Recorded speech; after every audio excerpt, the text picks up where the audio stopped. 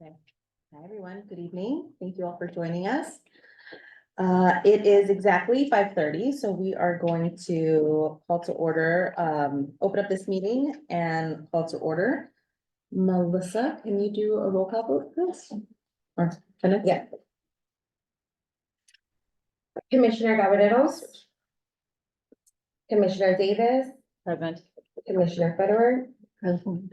Commissioner Marshall. Commissioner Sipkins. Present. Commissioner Dixon. Present. Commissioner Wolford. Present. Commissioner Hopkins. Present. Commissioner Newby. Here. Vice Chair Robin. Present. Chair Soto. Present. I'm gonna skip the Pledge of Allegiance, so if we can stand and do the Pledge of Allegiance, we'll do that next.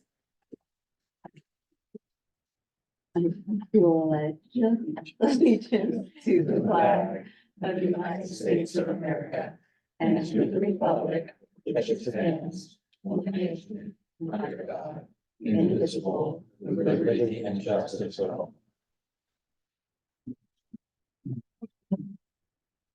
Wonderful. Next, we have the acceptance of the agenda. The Measure J Commission will discuss the order of the agenda and may amend the order, add items, or remove items from the agenda for discussion. So we do have an amended agenda. The new items are in red. The only thing we are going to request, or I'm going to request, is to move the 7C up. So we had Amy Blaisdell, who here is going to talk about some of our communication opportunities for Measure J, and she's on a bit of time crunch, so we'll move that up if the commission finds that appropriate and in agreement. Any other changes for consideration? I move the agenda be approved as you've amended it. Great. Can I get a second? Second. Thank you, Vice Chair. All in favor of accepting the agenda as amended, say aye. Aye. Any nays or abstentions? Great. Okay, so let's move on through. Next, we have approval of the minutes. So this is for our regular meeting on February 15th, 2024. Any notes or edits that we want to note to our commission secretary? If not, we are seeking a motion to approve the minutes as drafted. So moved. Thank you. Looking for a second. Second. Thank you. For a second. All in favor of accepting the minutes from February as presented, say aye. Aye. Any nays or abstentions? Wonderful. Next, we have public comment. This time has been assigned for members of the public to address the Measure J Commission on agenda items and items of general interest within the subject matter jurisdiction of this commission. Although this commission values your comments pursuant to the Brown Act, it generally cannot take any action on items not listed on the posted agenda from this week. 3 minutes are assigned to each speaker. Do we have anybody? We do. Okay, and there's no one here right now that's on staff. Okay. So next we're moving right along, guys. I'm really excited. Next we have just quick welcome moment, welcome comments. The only thing I wanted to share is this month we had the renovation start for the Plaza Theater. So that was a really robust conversation that we had a couple months ago about the appropriate level of support that we wanted to give from the commission or recommend to the commission for the Plaza Theater. It was a really exciting opportunity to see that move so quickly. I spoke with most of the council members, I think 3 or 4 of them, and other people who have put in financial support to really get this project moving really quickly. The aggressive, ambitious goal is 18 months. So we're going to constantly hope for that timeline in terms of the renovation. And with the goal, again, to return those funds to Measure J as the fundraising efforts for that project continues. So just really want to thank my fellow commissioners on all that work. It's really exciting when something not only is discussed in a really collaborative, robust, thorough way, but then when those resources could be used so quickly, that is a real community win for sure. So big thank you to staff who kind of help support that too. So that's it for me from welcome comments. We're just going to dive right into new business, and we'll start with 7C. Amy, thanks for joining us today. Thank you for having me. Can you hear me? Yes. Thank you for having me. I am here with my new colleague Benjamin He is our new marketing and communications specialist. So we're very excited to have him join the team. For a long time, it's just been me, so I'm really particularly excited. We, as I've talked with Naomi, we're, now that we've ramped up our staff, and we also have Denise Goolsby from Neighborhoods, who's been helping too. We'll be able to do a lot more marketing and communications, related to Measure J projects. Joel from engineering has been great at sort of keeping me up to speed on, you know, what those projects are and what's coming down the pike. As Naomi mentioned, we just had a big event for the Plaza Theater, which went really well. And we just want to make sure we're getting the word out about all of the, you know, projects that are happening, and there's quite a few that are coming soon. So we're going to be really working to, make sure that, you know, we're promoting these projects and letting our residents know, you know, that, their Measure J dollars are being well spent, and the public value that these, projects create. And some of the ones that I know are coming up soon that we're actually working on, include, some of the new playground equipment. So Jasmine Waits and I have been, Jasmine Waits is from Parks and Recreation. We've been working together, and we're gonna be planning, an event at the first park at, the Victoria Park. Hopefully within the next couple months, once the equipment is fully installed. It'll be after school so that we can make sure all of the, kids that will be utilizing the park are invited, and we'll have, some activities there for them. And once I know the date, I'll make sure to let all of you know, because we'd love to have you there. And we just really want to make sure, especially, you know, that part of the neighborhood in particular is involved, and everyone understands, you know, that all of this is happening because of Measure J. So those are the two big ones that we're working on. There's going to be another one at Sunrise Park. And there'll be some others coming as well. And Joelle is gonna be keeping me up to speed on some of those. I know we've got new lighting at, some of the fields. We're gonna try to think of something fun to do for that. So it's exciting times for Measure J, and we wanna just keep getting the word out and making sure our residents really understand what the value is here, and that, you know, how much it gives back to the community. And if you have any feedback or input, please let us know, because Benji's here to help me, and we can, continue to, you know, promote. But we also wanted to come up with some different ideas to, you know, one of his skills is, video content production. So I've had him out at a couple of different, events where he's created videos. Most recently, our Homeless Navigation Center, the opening of the Monarch Affordable Housing Project.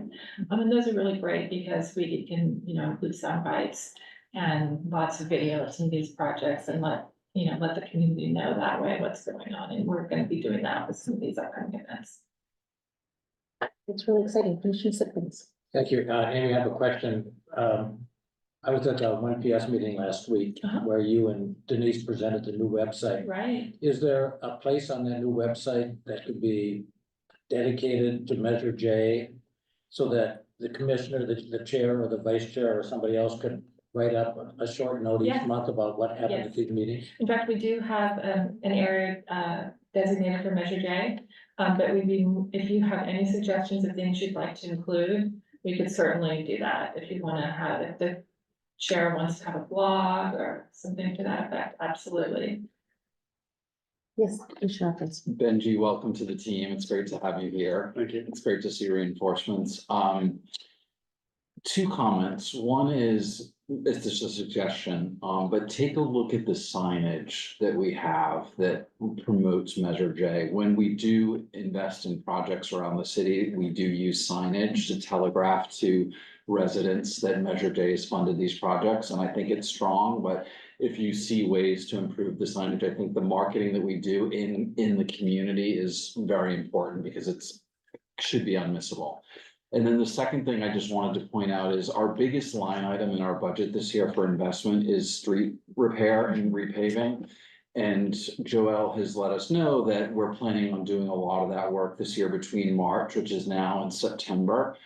And it is, you know, you mentioned Parks and Recs and the investments we're making there. We're certainly very excited about that. And streets can seem rather unsexy, but for our residents who are on them regularly, frequency is a very important variable. If I do something every day, multiple times a day, the benefit of that becomes tangible and really clear. And so I just wanted to communicate to you that there is going to be this burst of activity in the next 6 months around street repaving and Yes, repair. we're aware of that. In fact, Okay. when the council allocated the funds for street repair, we put out a press release just so, and did an attachment so that everybody could see which streets were getting paved. In fact, we have a section on Engaged Palm Springs that, it's a button where people can click to find out which streets are getting repaired. And that has actually been the most popular, page that we've produced so far, Engaged Palm Springs. Yeah, So I think a lot of residents are aware of the street paving, and we'll, as time goes on, we'll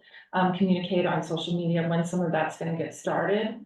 Because, you know, that is a bit of an inconvenience for some people, but also it's a great way to show that, you know, Measure J is paying for this and people are excited to get their street paved. We Mhm. wanna make sure that Measure J is getting that recognition. Cool, thank And you. we're more than willing to look at signage. We've had that signage for quite a while now. And we have, an agency that's working with us right now on some branding for our departments. And, once we finish that, which will be in the next couple of months, we're gonna have them take a look at some of the other, signage that we do for our commissions. Terrific, thank Yeah. you, thank you. Yeah. Amy, Benji, glad that you're here. We talk about you often enough in interactions. Glad that you're here. In addition to some of the event-oriented or tactical projects that you've been working on and anticipating, there are probably two higher level, one thematic, and one is project oriented. The thematic is, it's really important for all of us on behalf of the community that there's strong identity awareness of Measure J and the benefits that go, that in addition to roads, in addition to parks and all, that there's an understandable or to be understood message for the community that I think many of us at the dinner table or at the bar find that there are many in the community who don't know, recognize, appreciate Measure J. And it does so much good that we have a budget to help you, help us get that out and get it across. So that's a higher level need that we have. And the other on the agenda today is rolling out a community requested project Right. vehicle that would be very dependent on an upfront marketing calendar that gets ahead of the production mid-year, the mid-year release, if you will, to the public of what the opportunity is to tap into Measure J funds. But we'd need your help specifically on how to formulate that, say now, to roll that out a couple of months before it's actionable by a community member to try and apply for funds. Yeah, That we makes can sense. absolutely help with that. So hopefully we leave the meeting with a to-do item, but that to-do item quickly wraps into how the two of you can propel that into a workable marketing campaign, including the technical levels or the user levels of how someone applies digitally and utilizes existing infrastructure for the city. Yeah, and I would suggest this year, you know, we have this new Engaged Palm Springs platform and we're really sending everybody to that page for the hot topic items, the things that everybody's discussing. It doesn't replace our website, but that's where you'll find all of the most latest information on city projects, engineering projects, road closures, Measure J projects. So I think that would be the place to send people when they do start submitting for community initiated projects. And we can certainly help you with the marketing campaign. And we've also really been promoting Measure J, and the city produces a magazine with the Chamber of Commerce, PF I Love You, that comes out 4 times a year. So we always try to include a Measure J marketing project in there. Most recently, we did street paving, and that'll be coming out in about 3 weeks, just so everybody's really aware that this is happening. We also have done the Plaza Theater and a few other different things focused on Measure J, and we'll continue to do that. And we'll definitely make sure we include in part of the marketing plan, the community projects, letting people know that we're really wanting them to submit ideas. Great, thank you. Yeah, Amy, we talked about this at our last meeting, and there were some really simple ideas that came about. And I personally think when you take your child to Duluth Park, you ought to know what Major Days pay when you come in the building. To have a poster that we bought the basketball court or the simple items at every single community place where people go. Because I think if, as a taxpayer, you see that when you walk in one of these places, you're more impressed. It kind of will say, oh, that money came from Major J. And in City Hall, why isn't there a nice poster as you come in the door that these are the things we do, the roads, the big ticket items? I think that's good PR. You read it when you come in, and like you said, people don't know where that money comes from. And that's so simple to do. So when we're at the park, we know Major J paid for the swings in that shade, big ticket item. Yeah. It's kind of better than just our flag flying there like at Mizell, which they still are. Every driveway has our sign there. It just amazed me. So we really need that, particularly as we move into the new application. And before I forget it, when we decide what application we're going to have, the one that you have on the website, I feel should come down rather quickly, because people will think about projects and begin gearing up for projects and might start looking at that website, and it's going to be totally incorrect to what we have tried to do. So I think it should go down. Benji, welcome. I'd have kind of just like some tactical, like operationally, what's the best way to kind of develop the content that's gonna be most useful for promoting Measure J, but in a way that's helpful for your team. And so do you guys have any thoughts as to, you know, at minimum on a quarterly basis, bi-monthly basis, like what might be some benchmarks that as a group that we can work towards in terms of what we're promoting out? And some of that might be driven by events, but outside of events in July, there's still a bunch of people who live here and we can still promote Measure J, right? And so do you have any thoughts around just kind of some targets in terms of, you know, we want to do 2 videos a year, or we're doing videos for events, or like, can you just give us something that we can work towards Yeah, in I terms think of like that'd be good. actual content? I think it would be good if we came up with a calendar, that maybe quarterly, that where we can outline, some of the, different projects and, things that we know are coming. And then Benji and I can sort of come up with a plan, that makes sense in terms of, you know, promoting to the media, social media, getting it out in the newsletter, in, getting it out, we have a business newsletter, PSI letter, there's a variety of ways to do that. Okay, that'd be great. And then the other part was, I think, marketing and promotion at completion is definitely like an easy win. But I would also say promotion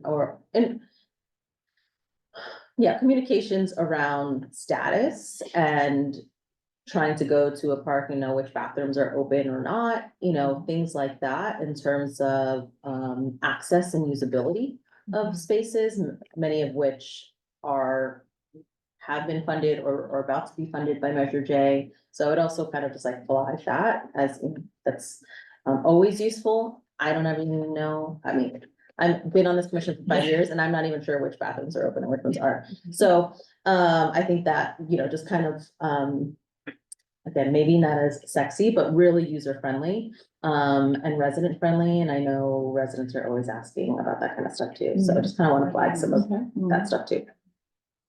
Yes, Commissioner Newby. I just have a question, how is the loop closed between the commission and you in terms of what the commission wants to see communicated or what the priorities are? How does that communication happen?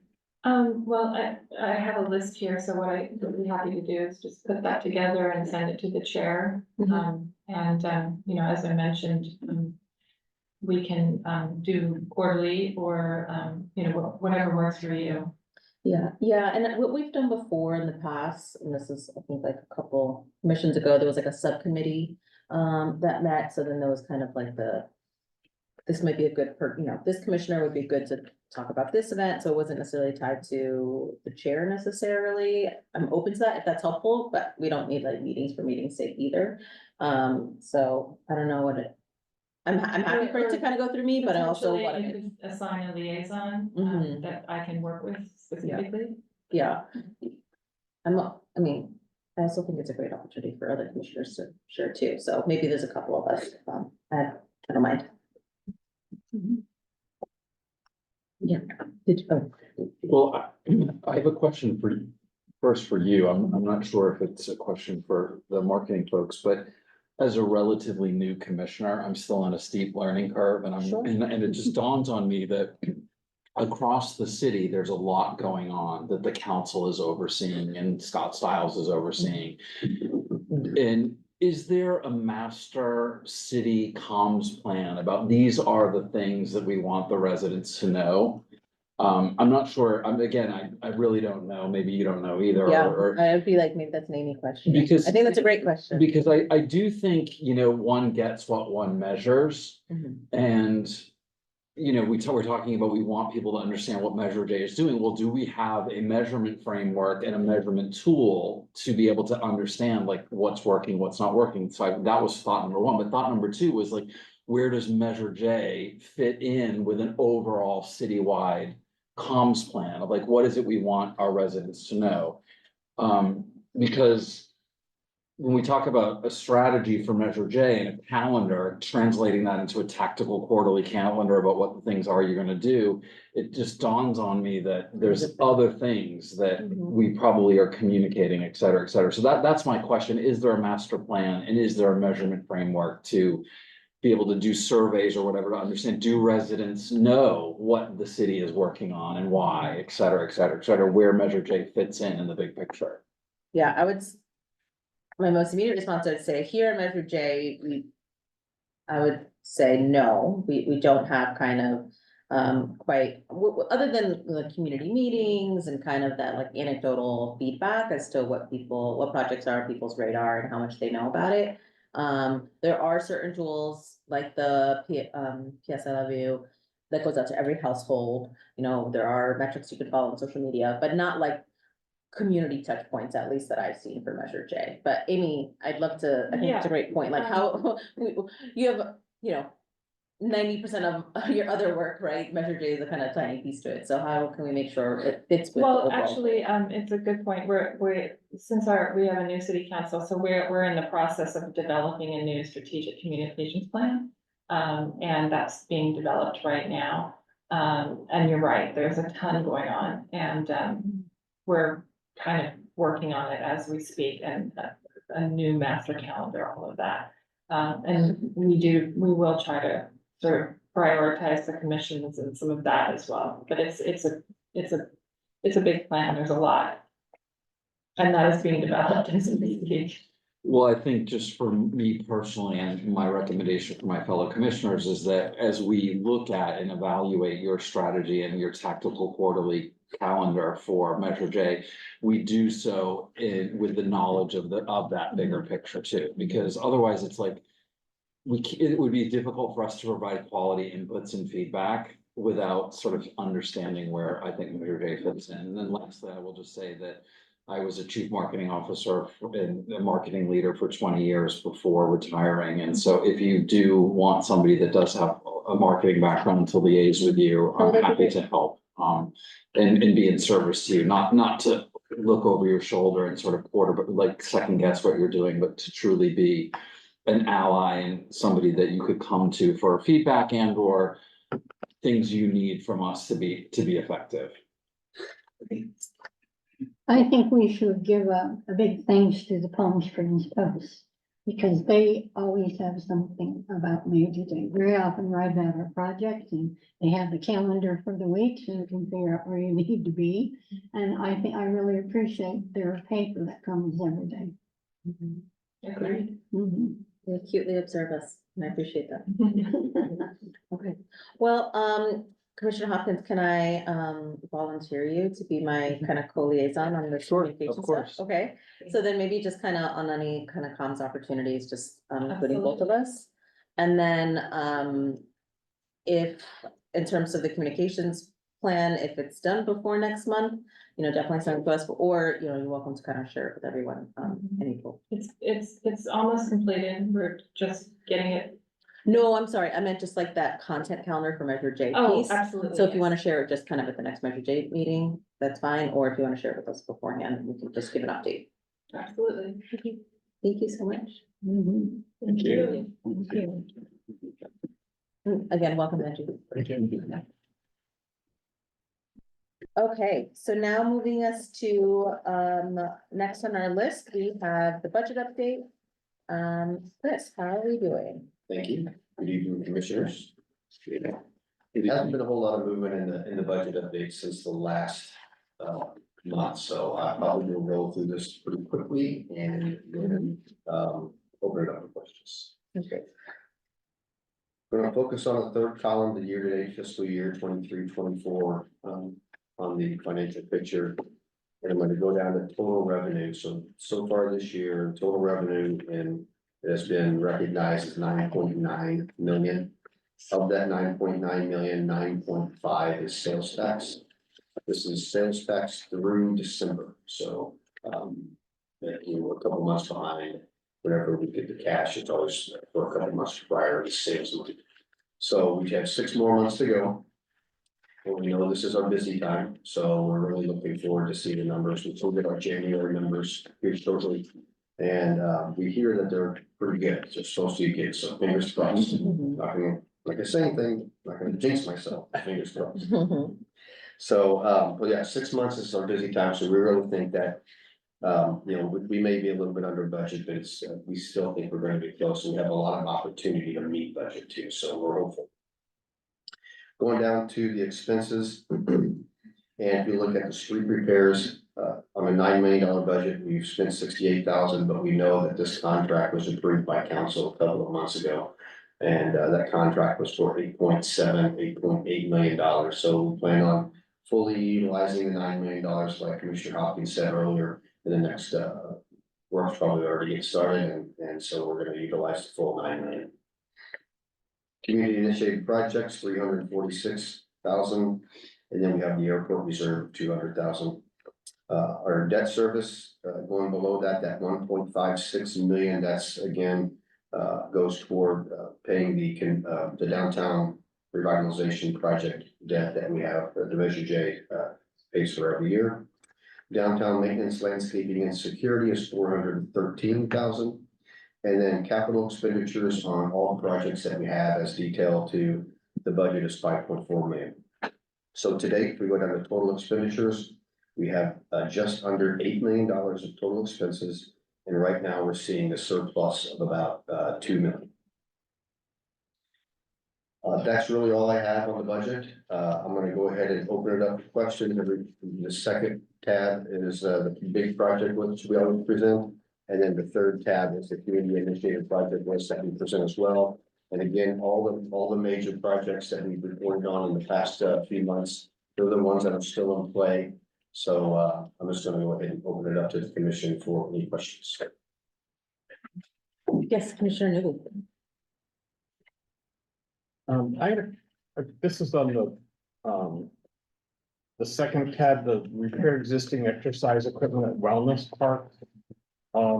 I may be wrong, but my recollection was that was part of the Desert Healthcare District. I don't know if they donated the land and the equipment and whether they were at all obligated for the equipment repair or maintenance.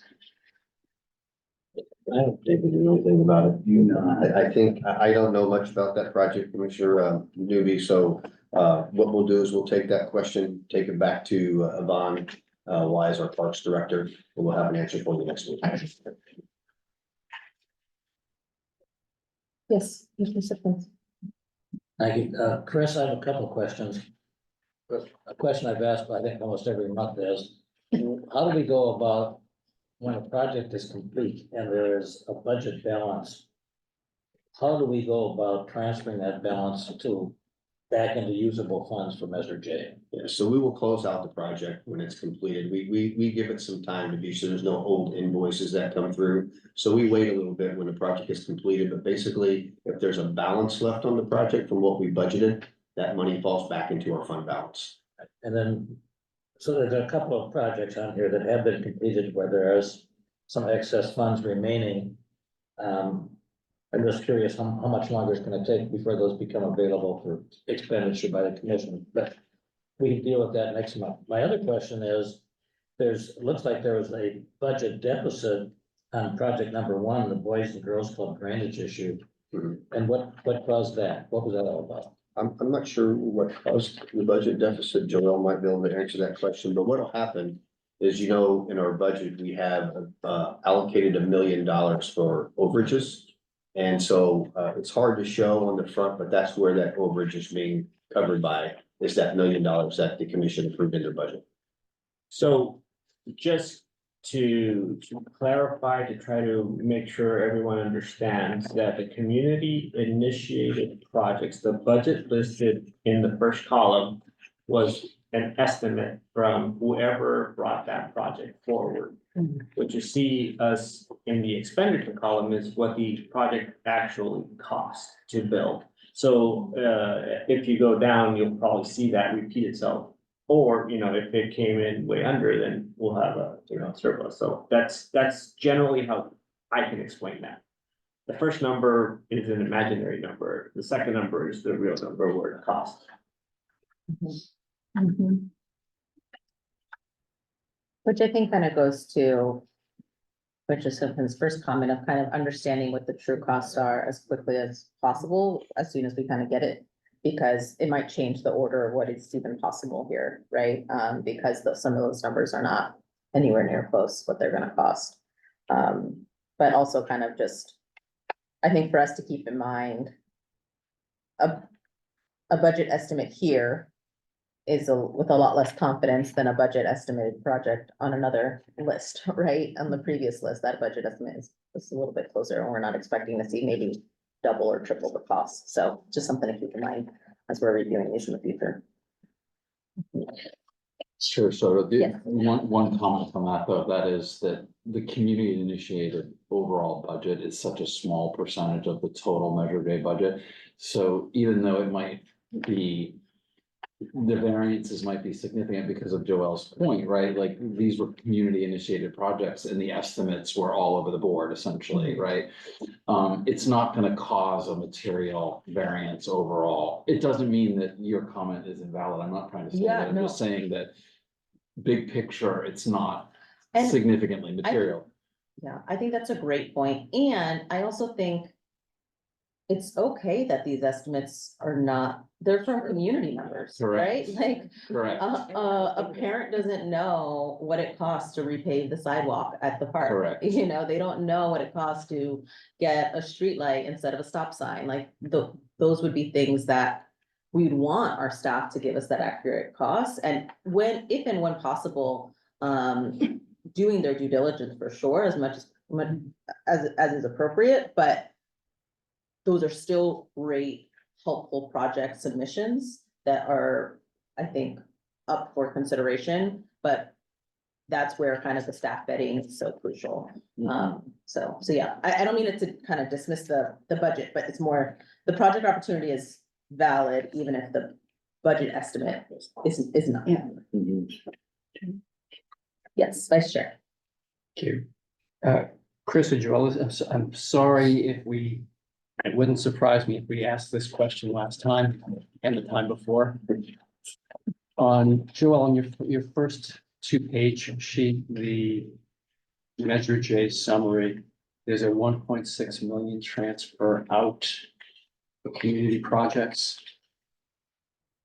Yeah, I can answer that. So, That is part of the funding that we approved for Plaza Theater construction.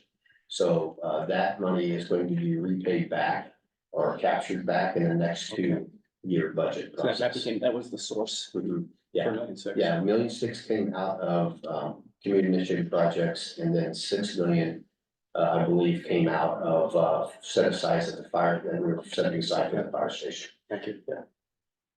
It's all coming back. And there was an estimated community initiative project of what, like 6 or 9 at the time or something like that, when we pulled the 1.6 from it. The estimated at the estimated revenues that would be tied to community initiative projects, like there was still quite a bit left. Yes, there was, yeah, we had a big budget, and we still do for community, even taking this 1.6 out. But, the council made it very clear to me that this money will be paid back in future budgets, so, it will be paid back in future budget.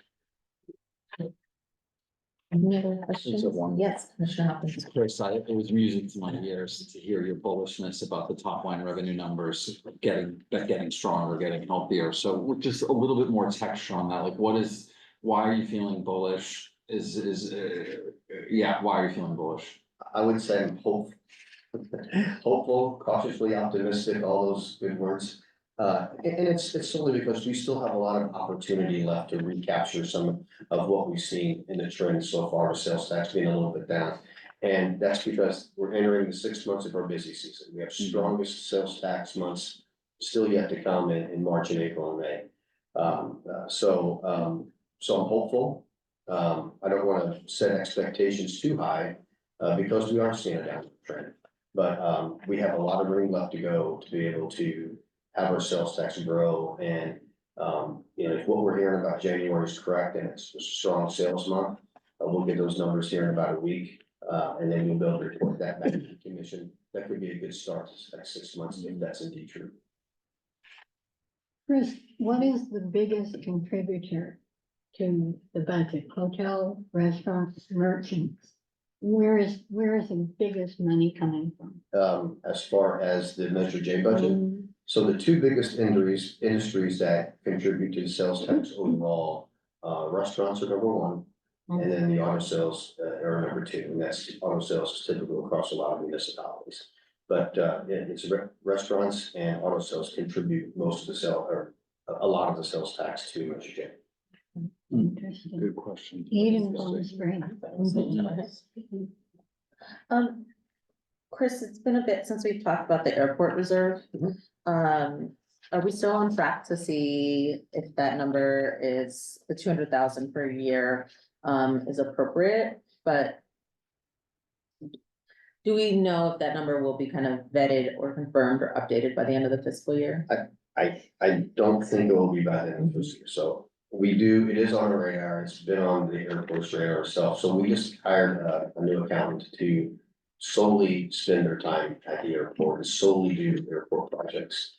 And that's the one that we have on the person's list. Okay. So, it's still gonna be a lengthy project, and it's probably gonna take a while to try to go backwards and find that information, as well as come up with a good methodology to capture that information currently. I have an idea of what we can do currently, we have the data, and we could probably start doing something currently and then work our way backwards as we have time to do it. But it is on this person's radar, to handle this project. And just a reminder for anybody watching, or kind of as a refresher, as required by the commission, or as required by Measure J, we have been putting $200,000 towards the airport reserve, because there are aviation fuel sales tied to it, and they have to go towards the airport. But 200,000 was just kind of the estimate, and we've been using that estimate for many, many years, and our budget for Measure J has increased significantly, and the allocation of 200,000 has not. So that's kind of the impetus for how far back we might have to add more. And really, there's a lot of needs at the airport too, right? And so would be helpful for them to know exactly what is available to them. Yeah, and just to add on to that point, they did take, the airport team took the projects that the Measure J Commission approved to the council, I believe, a couple sessions ago, we got them approved, so those will be appearing on our project list pretty soon. Any other questions for Chris on the budget? for new projects? Nope.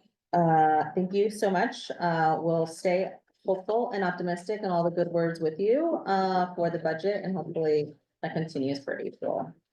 Next, we have, item 7B, the Measure J Community Initiated Projects application. I just want to say, to start us off, big thank you to the subcommittee who's been working on this.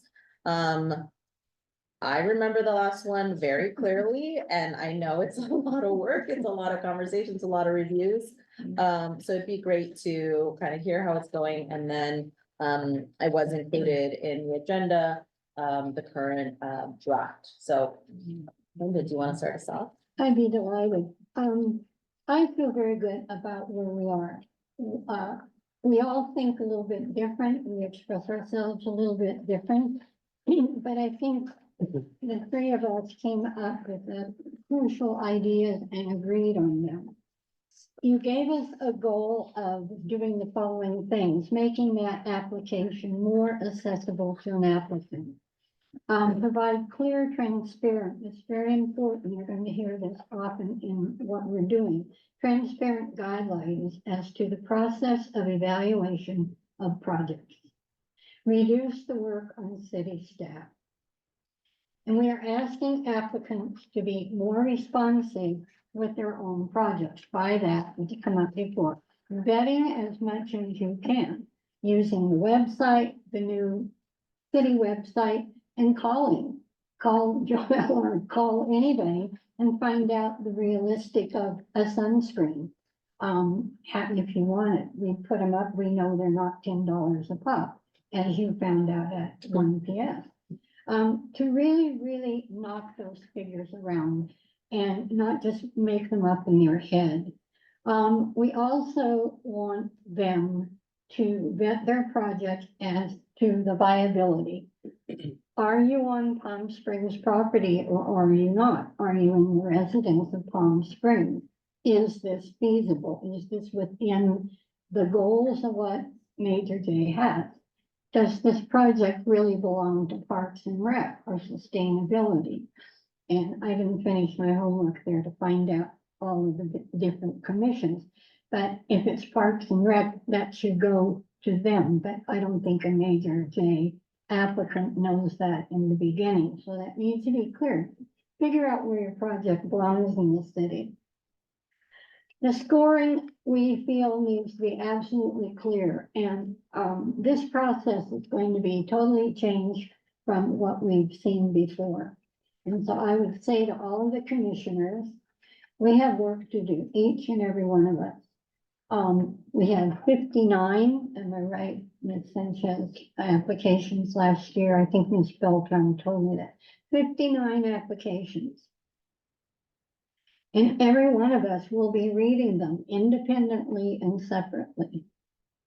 And Brian has developed a really good scale. We're going to call it A, B, and C. I like that. An A project would be a project that really absolutely meets our criteria. It's well done in every aspect. It's something that just speaks to you when you read it. And it is so well done. It's so completed. It really services the community. So we will individually determine that. A B project would be one that you like, and it's pretty well in the park, but we need more information. And we've talked about bringing people to commission to talk to us, and I think I've only seen 2 people who did come to talk about their project.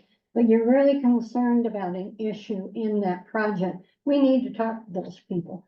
Then it will either stay with you or it will be deleted. A C project is one that just doesn't meet the criteria, doesn't ring in your heart, doesn't make sense. So that's how each of us will then score those projects.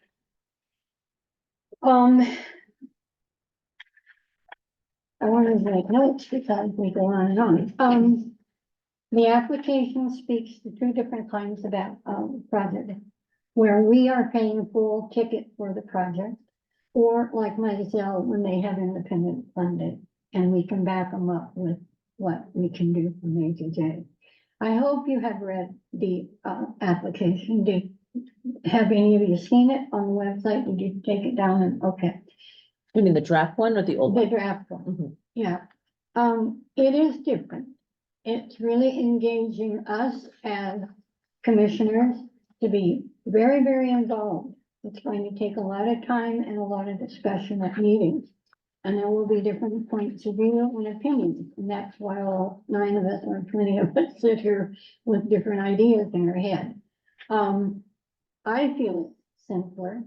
I feel it's direct. We eliminated many, what would you call them, Brian?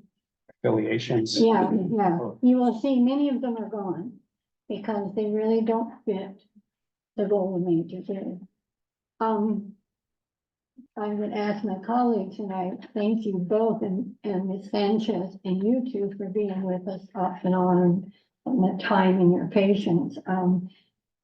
What we do here, I think we do have to remember that major city project, community projects were based for the little guy.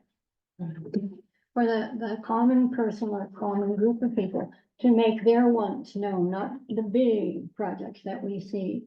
So I hope we keep that in mind as we are going through the projects that will come to us, and the applications will begin in July.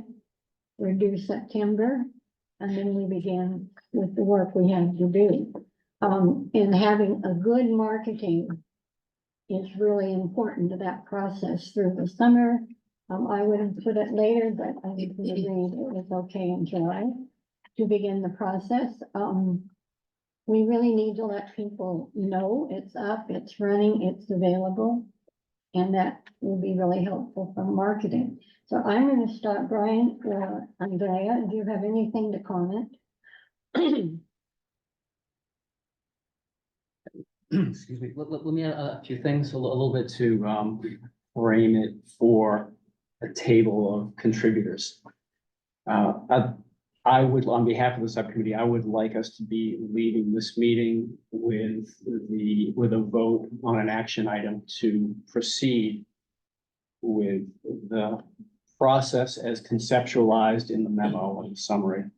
And also be relying on the chair in conjunction with the subcommittee to finalize the paperwork. There's some cleanup that needs to happen, and there'll be some opportunity either now at the table or separately to sharpen some of the language to the extent that that's needed. But with that, I think that the table here, the commission, as this is framed, the commission needs to make 2 numeric decisions at a minimum, and that is how much money are we circling for this opportunity? And if you agree that it's necessary, what would the dollar maximum be per project? We didn't have boundaries on individual limits last time. I think that's helpful, but those are 2 items specifically that I would like us all to discuss and lead with consensus to define the process and the opportunity. Now, with that, let me back up a little bit to supplement what Linda described.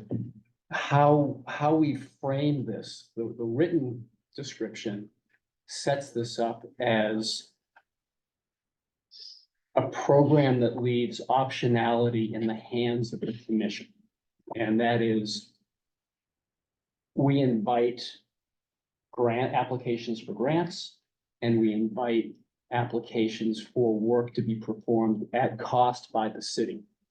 And the optionality is, we don't know what those tally to until we receive all the applications. There's a recognition, of course, that burden on city staff is an issue, and that limits the capacity to get things completed and respect the ambitions of this program.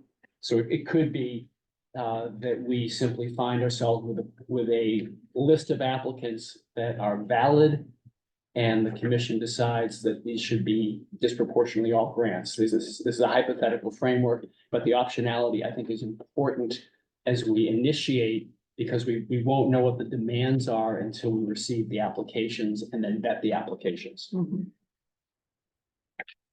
In addition, the framework of the process, I've said this in past sessions with the commission, the way we're approaching it is specifically different from the last time. That is, we are not applying hard scores. We are not procuring applicants. We're not procuring projects. We're asking for applications and we'll evaluate them in our collective judgment. But we can't attach a number or a grade to these without having hard criteria where we could have squares meeting circles. It doesn't necessarily work. And we're here in good faith. And we're here in the capacities that we have to serve and represent the community. I trust our judgment and I'm expressing this, that it's been written in a way that it relies on the professional judgment of the commission, not on a hard scorecard that anyone could find fault in. Beyond that, there's a sequential process, and Commissioner Futter was describing the need for all of us to work sequentially with give and take and with the input from staff along the sequence, and the need for potentially having applicants come in and meet with us. I'm sure you have thought about it a little bit. It needs to be fluid, it needs to be iterative, and we've tried to build into a schedule where there's enough capacity to schedule special meetings as needed. And there's enough opportunity for individuals on the commission to work independently and then have this coalesce, as it did last time, coalesce into information that commissioners can digest, can evaluate, and then we can reach consensus. But it falls into a calendar that's been outlined and that has us at the beginning kicking off to the public on, call it July 1st. It might be a different date on the worksheet, but a July formalized kickoff, which is why Amy Blaisdell and team needs to be working on this well in advance of July, so that there's enough opportunity for the public and then the opportunity for the commission and staff to do its work.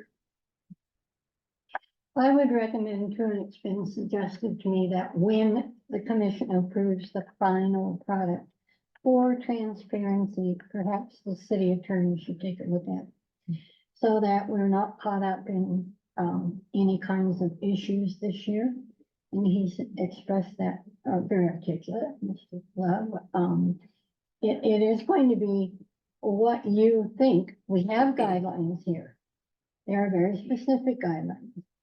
But some projects you just find a passion for and you think they're really good for the community and they're different and unique. So I think we are going to learn to talk together and accept criticism or praise and come to good outcomes. There will be much more communication among council people or commission people. So I hope not all of you have a copy tonight or have read it. Am I right? Okay. It was in the Yeah. agenda. It was in the agenda. Oh, it was. Yeah. Okay. Yes. Okay. There's a link. My computer wasn't working all day today, but I had all my information last week. So I think, are you asking for acceptance tonight? Or should we postpone until everybody has really digested this? I'm ready to make a motion after discussion, to make a motion that we vote to approve the framework as presented. And I would make a motion simultaneous with that to authorize the chair in conjunction with the subcommittee to finalize the actual text within the summary recommendation and the application itself. But I think it's important to not have another month go by Okay. Mm-hmm. before we finalize. We probably could be finalized at the table tonight. Andrea, do you have anything, any comment? I guess, well, wonderful summaries. A couple of other comments. You were just trying to balance a lot of needs and priorities, from how do we make the process easier for residents? How do we, better navigate for staff so that projects are not getting approved on the back end that not only have maybe not been vetted as fully as they could be on the front end by the applicant, but also that maybe we've done a little bit of vetting to, you know, for example, if somebody submits an application that really is a request for, not something that is a community initiated project, but just something needs to be fixed and it's a maintenance issue. And it's like, okay, Right. we can kind of sort through those so that we really end up with I think a tighter group of applications before staff spends a lot of time digging deeper. Because I think what we're asking you to do is we're gonna need you more on the front end to hopefully alleviate some of the time on the back end with the projects that either are, you know, much bigger than we anticipated, aren't really feasible within the context of all the other projects that staff has on the docket for, you know, the next couple of years. So I think we were just trying to balance not only what are we funding, how much, but how do we end up at the end with a better set Mhm. of projects? Mhm. Joel, do you have comments about that? Not really. I think it's a good idea. A lot of these projects come in and it just won't be engineering, I think Parks and Recs, get Right. that public works done as well. So I think it'll be good to do more work up front and but much as allowed with the work that we have as well. Okay, so maybe we can open up to some general reactions and then we'll get to the question of the total kind of pot of community initiated project dollars and also if and how much the project max. Let's maybe kind of have that towards the end of the conversation, but just kind of general reactions to start. Commissioner Sibley. Thank you. I also want to praise the subcommittee, Commissioner Butler and those who served as members. That was a great job. Thank you. And then I have a couple of general comments. First, as somebody who escapes from here in the summer as a 9-month resident, it initially troubled me that all of this is going to be happening in the summer when not everybody is here. But in thinking it through a little bit more, I thought maybe this is the right way to start because it will give us an opportunity to test it and see whether or not what's being proposed works before it's really becomes mature and is the final product that we're going to be using. The other thing is that it bothered me a touch that we talked about putting a maximum on the projects.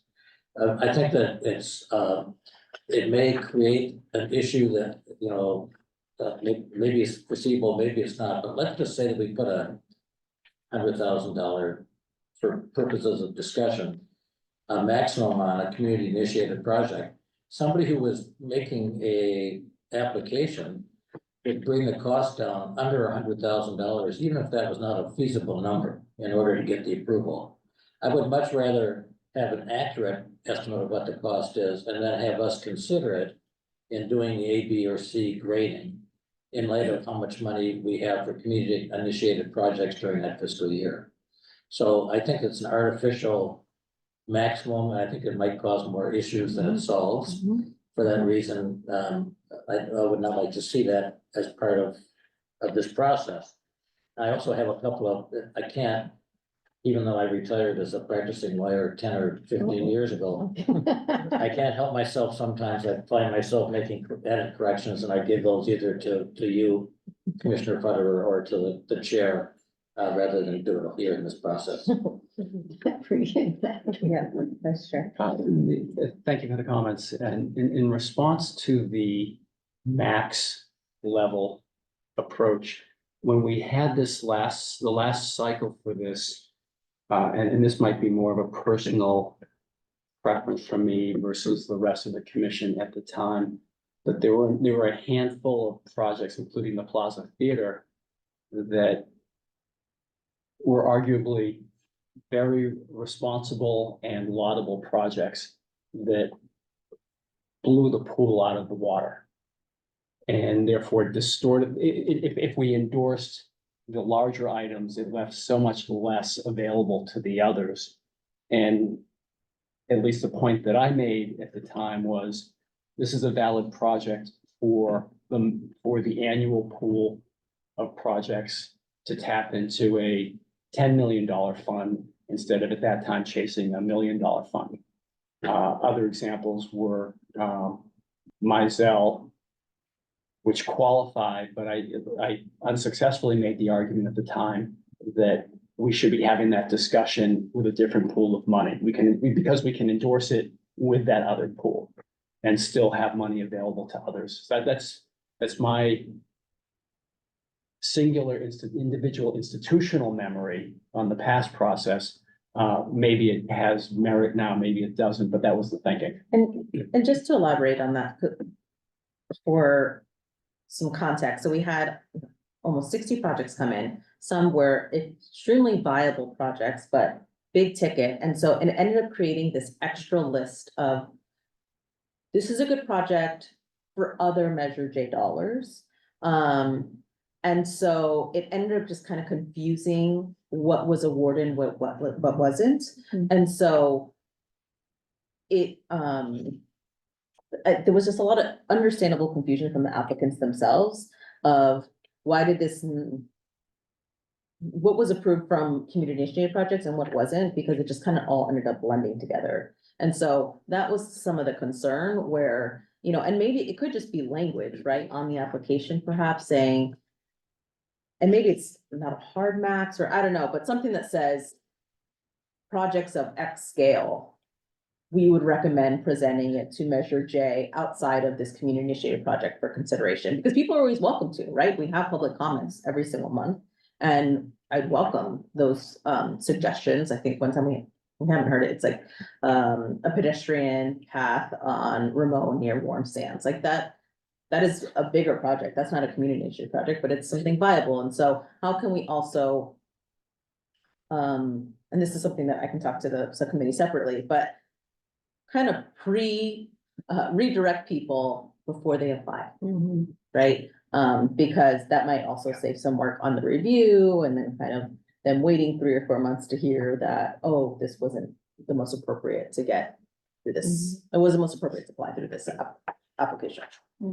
Good idea. Just to come, I think the other consideration is the thought process around a max was for this cycle, trying to also help get the projects that are currently in place, continue to get those pushed through and finished into completion. And so that this was intended to be a little bit smaller pool, smaller projects that'll be less difficult for staff to be able to implement. So it may not be a for, you know, every round that would be the recommendation, but that this initial round was if we can find an appropriate mix of grants that we can fund where the city staff doesn't have to do anything, as well as smaller projects that are pretty easy to implement. Now, is 100,000 the right number? I don't know. That was, kind of an idea. You know, I think with the language that Commissioner Sobel suggested, something like that in the application would satisfy my concerns. So that somebody who was submitting a larger project would know there was another alternative source of funding that they could go to instead of community initiated projects. So I'd be happy to vote in favor of something if that were in there. Okay, cool. And then the other thing I would say too, as well, a couple of things, we might want to push it into the end of giving people the full September. That's something that I think the only piece around the timeline. I love that the next commission would have this so early in the season. I think when we did ours, I think it came back in like January and we were hustling that spring trying to review these.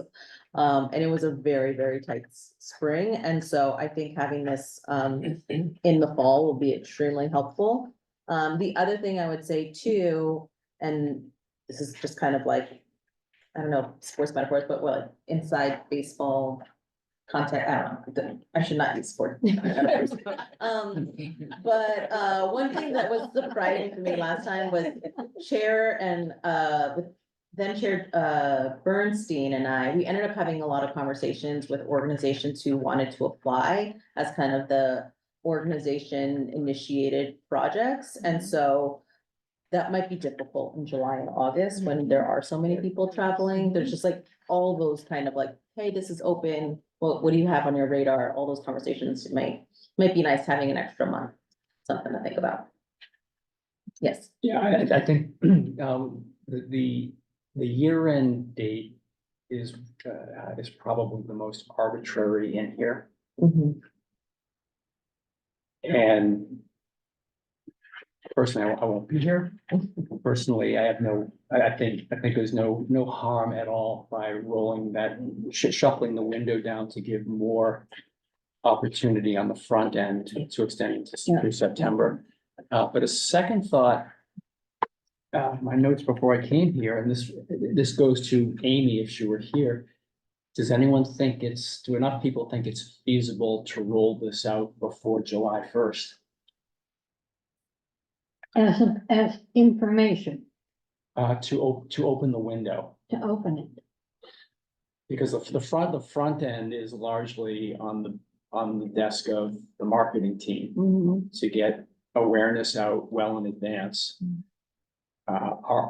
The paper pusher here, the paper pushers among me, with me, our work is easy by comparison, right? We just set up the framework Mhm. and let the machinery begin. Does anyone think that machinery can act faster than July 1st? I mean, I think this is in a really solid place, so. That be kind of my first reaction, it seems possible. The only thing I was wondering. Council usually approves this, looks at it at the end. Do they need to see it before it goes out? A good question. I'll have to check with city attorney's office on that, and see what his opinion is, and we'll get back to you. Yeah. What was it? That question would be really helpful hand in hand with a legal lens of, Mhm. is this framework functional? Is it practical? Given what we want, we don't want to get into a disagreement with anybody on our theoretical scoring. Yeah, Yeah, we can certainly run it by him for sure. yeah, I think that's imperative. So that there isn't that conversation of interest over the project. I disagreed with the July because I do think a lot of people are gone. There are those people who already know this and are thinking about it and are aware, and then there's some who just find it. So are you asking that maybe applications go out in June? Or what is the new date you want to put here? Based on comments, Yeah, I think it would be helpful. It would be great. It would be helpful if July 1 became June 1.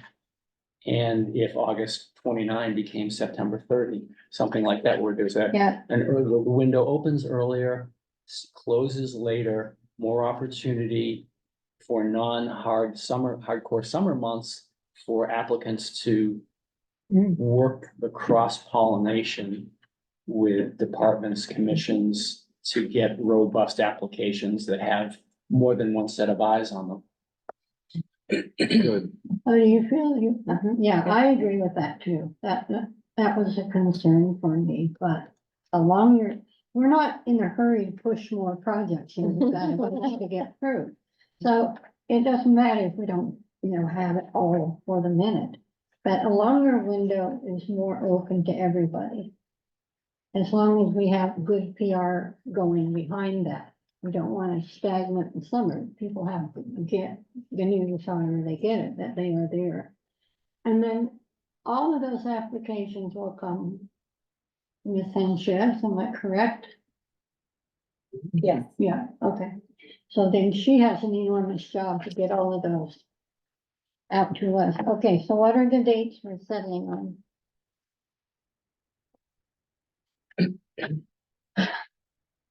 The table that you see is page 3. Strike everything out, all the bouncing ball. June 1 to September 30. With some fine tuning to recognize the realities of the calendar, but call it June 1 to September 30. October 1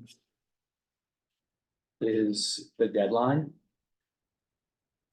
Or September 30 again, we'll take liberties here as practicality dictates, but it's a June 1 to September 3rd application window. Mhm. And then there is a review period of October 1 through Jan 31. January? Yes, so we give more time for applicants. Mhm. And the front, we move it up a month and we extend it a month. Mhm. I think the one more case for the June. I'm just gonna put this out there.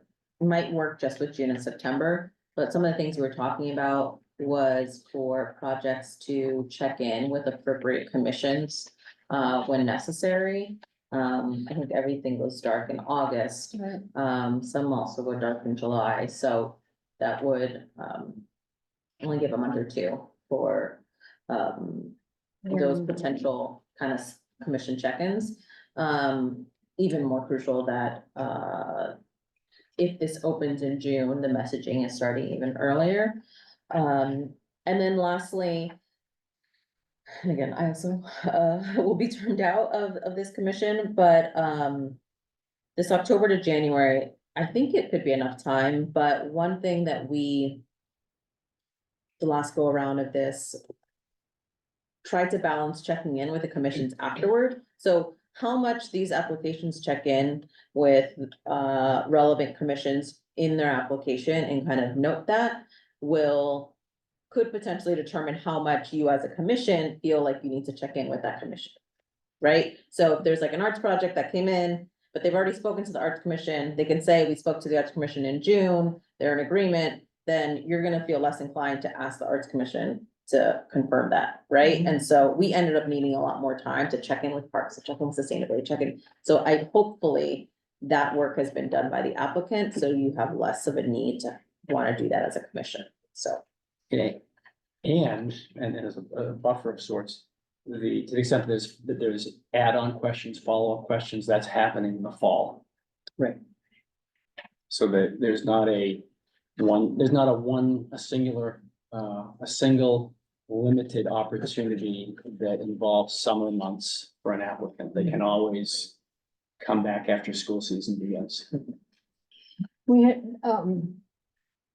talked about, where these belong. And I think that could be included here, in some way.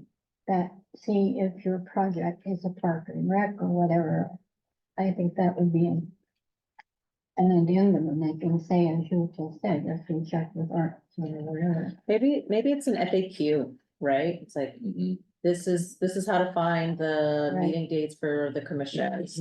This is, you know, these are the previous kind of grant types of projects that were approved before, and kind of noting the school district and, Mizell Center. I don't want to make the application longer, but we can kind of direct people, Yes, right, that's to the right. commission.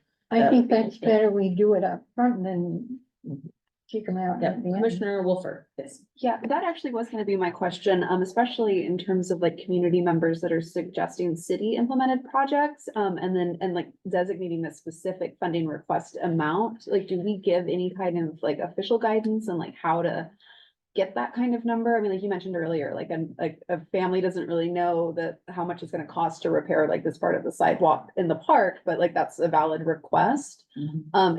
Is it helpful for people to just kind of take a stab at it? Or, I mean, are we, like, in the past, like, has there been guidance on like how to like find that kind of information or? Joel, what are your thoughts?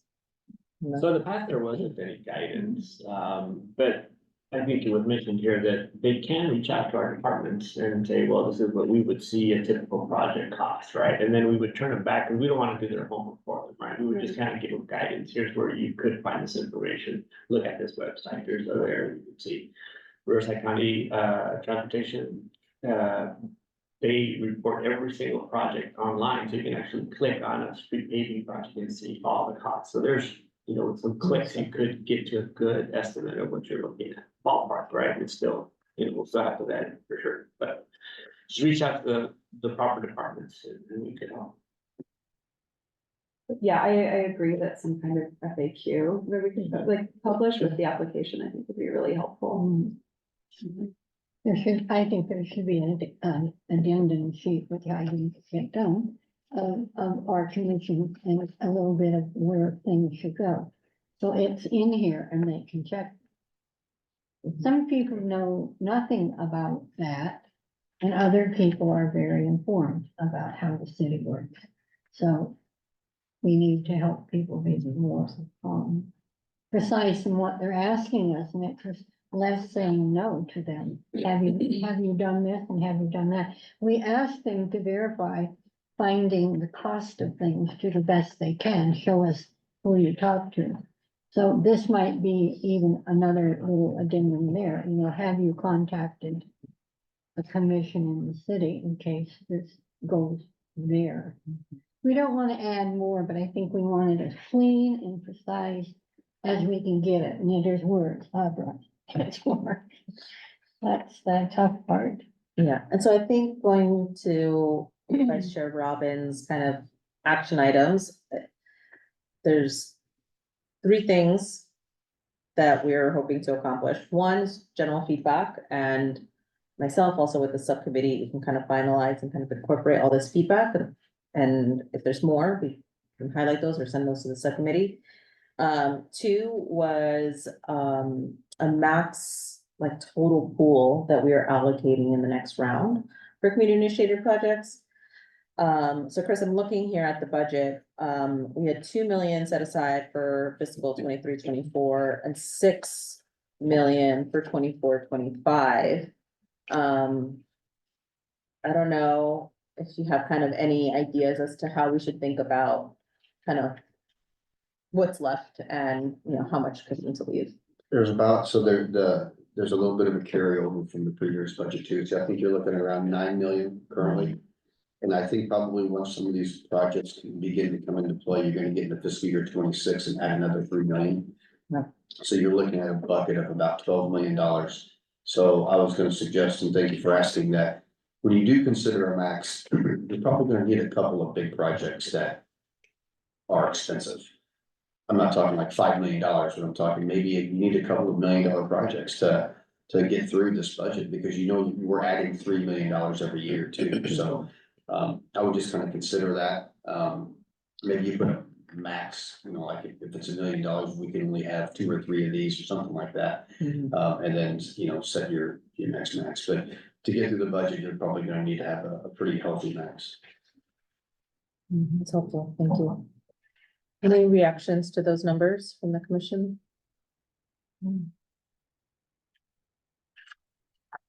This is the fun part.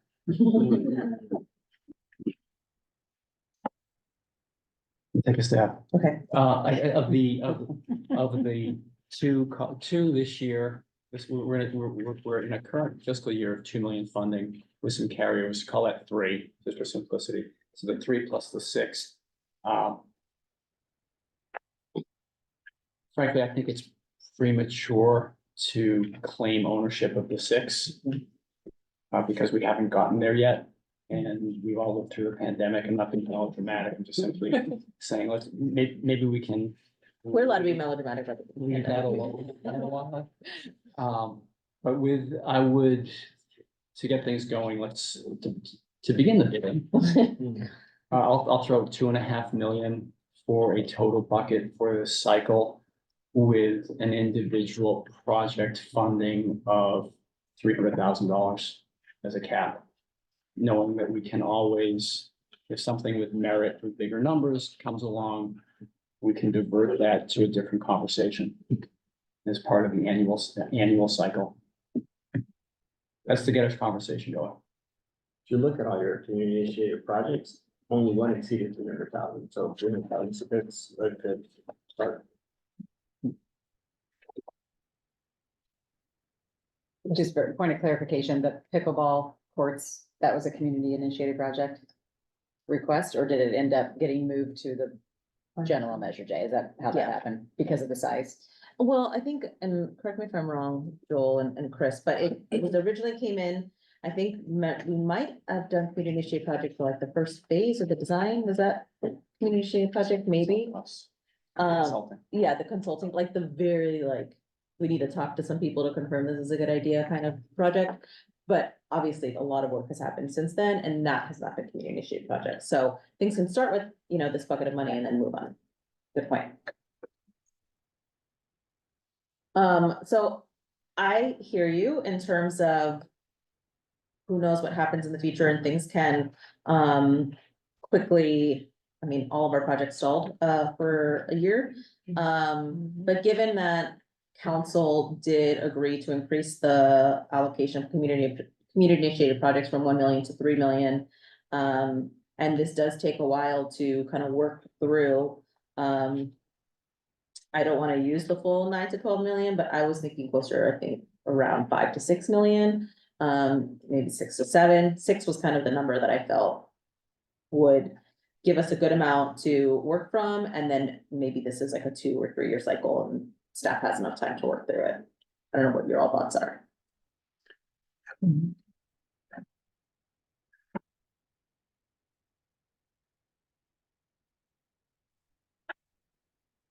My view is you raise a good point, right? It's the 6 million is more closely aligned with the strategic direction from the council of wanting to earmark more money for this. And that's number one. And number two, if, you know, God forbid, things do go sideways with the economy or some unforeseen thing, like Vice Chair Robin is suggesting, there'll be no problem clawing money back if we have to, right? That will just have to be done. So I think 6 million is reasonable. Do you have a view on the cap? I think if we wanna go with 300,000, I think that's fine. I think at a higher full bucket, I would be also comfortable with a higher max too. So if we wanna do 500K. Yeah, I would say, I think it's gonna be different, that would be a lot of individual projects. Right. If we are spending 5 or 6, and the max is 300. Right. Yes, Commissioner Newby, and then I'll get to you. Right. I think with the way that construction costs, other costs are going up, I'm kind of leaning more toward the 500,000. I think that's unfortunately today a small project. So I would go with that, and then when the time comes, I do have a couple comments regarding the application. Yeah, I just think, having not participated with this process in the past, it's very difficult for me to voice an opinion about what ought to be the max and what ought to be the amount allocated for community initiated projects. So I'm going to defer to those of you who have been on the commission in the past who have knowledge about this, and I'm going to do whatever you guys suggest. Yeah, So do we have a motion? did you not have a more comment? So it's amazing the amount of work the committee did on this. My comments come from the perspective of someone who has written a lot of grants, and applications from various funding sources. And what I find helpful is if the funder can help guide me through the thought process in terms of what they're asking for. And so my thoughts were kind of set some guideposts out, maybe break out part of, what's in paragraph 5 into separate questions. So also we can guide them. This is the information we want. We don't need to write the next great novel. But, what guideposts we want, the project description. I think, how did you determine the project budget and possibly a project budget form? Because from an applicant standpoint, that gets me to start thinking. It's like, okay, am I out in left field on this? And if you're looking at other, if the project is going to exceed the amount you're asking for from Measure J, what other sources of funding have you identified? So if it's $1 million project and we set a $500,000 limit on it, have you identified some other potential sources, like I'm sure how Mizell did, or how others do? So that's my perspective, is breaking it down, and it will help, it'll make it easier for the commission to evaluate, because we have the same points that we're able to evaluate across all of the applications. Because something like in paragraph 5, we've not set out in specific terms what it is we want to hear. So you're going to get, 10 applications, you'll have 10 different approaches to providing the information that the commission has to sift through. That's good. Am I clear, is there not a grant application that the city has for grants that they give? And should we not be looking at that? And we did, Melissa provided that. Okay. So that we made sure it also didn't appear that this was that program. 'Cause we wanna Right, Make sure okay, that's. all right. I did have a quick question. Last time there was like an online version of the application. Are we still hoping to do that? Okay, so that would also kind of something to keep in mind. We would definitely want to encourage you to do the online application as much as possible. Evelyn ended up built like the paper applications that we got, putting into our online application, so they were all kind of there. But that helped too, I think, also create some limits as to what the submissions and how far they went, but I think that's good feedback. Okay, so right now it sounds like we have really helpful general feedback on the application. I've seen Vice Chair Robin jotting down all the notes, so I'm very confident I think has them all captured. But in general, really making sure it's clear to the applicant, which if they need to be redirected, where, right, for a general project or maintenance and just kind of repairs. And then an FAQ, which will house a lot of these answers. The other things that looks like we have is a $6 million allocation or bucket for this run of the applications, and then a 500,000 max. So if those are, is there anything else we want to include? If not, we'll seek a motion on those. Yeah, excuse me, this additional bullet point might be familiar to everybody, but it's definitely not in here yet. And that is to explicitly state that Measure J funds are not for salary and wages, not for services, not for events. This is for capital improvements and major repairs. Absolutely.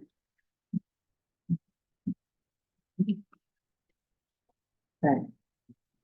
I think we need a motion and a second for this, right? So we're seeking a motion to approve 6 million total, 500,000, and the general parameters of the application that have been presented, and we'll make those necessary additional modifications. Yeah. So, I move that motion. okay, thank you, Commissioner Footer. I'm looking for a second. Second.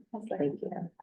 All in favor of moving forward with the community initiated project application as presented, say aye. Aye. Any nays or abstention? No, thank you so much to our subcommittee. This has been so much work, and it is very exciting that we are maybe even just a few months away from getting this out to the public. This is, people ask about this all the time, so it's really helpful. Let's see if in 3 minutes we can approve our audit. Chris, no Yeah, pressure. this should be quick. So every year, as part of the city's audit, our auditors, the food group, they do an audit of our Measure J fund as well. I believe it's required by the ordinance. The council likes the audit to come to the commission first, so you guys can look at it and then approve it to go to the council in a receive and file method. So the big part of the audit is we did receive an unmodified opinion or a clean opinion, which is the best opinion you can receive. So we're good to go for this year. And the numbers are in the audit that you have in your packet. It's behind the application for the CIP projects, if you want to run through that. But I do need a vote to approve to take it to council for receive and file. I so move. I second. Second, motion by Commissioner Sipkin, second by Footer, all in favor of approving the audit as presented to send to council. Aye. Nays or abstentions. A clean audit is the best audit, and that's really a reflection of the staff who holds us, helps keep us our eyes onto everything that we need to look at. So big thank you to Chris. It's a lot of work. So Thank you, thank you. that gets us through 1 minute, technically early. Thank you everyone here for joining us. And I'll see you guys next month. Great, thank you, everybody. No,